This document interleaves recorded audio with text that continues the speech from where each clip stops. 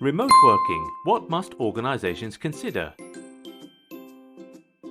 As businesses embrace remote work amidst the pandemic, employees are increasingly accessing the company network and systems remotely. And the growing challenge for employers and employees is keeping sensitive information safe.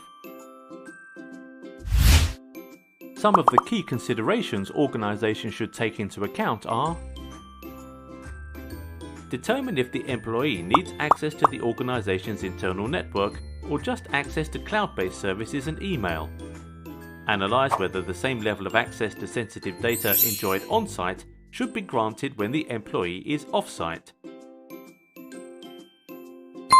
Implement multi-factor authentication, MFA, to ensure that cloud-based services and the network is accessed by authorized users only. While accessing the internal network, when connecting remotely to access the internal network, always use a VPN.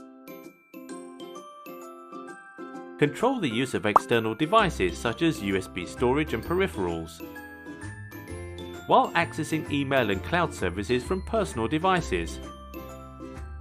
Enforce the same endpoint security policy for antivirus, firewalls, etc. Limit the ability to store, download or copy data. Consider the use of virtual machines to limit the exposure of the company network.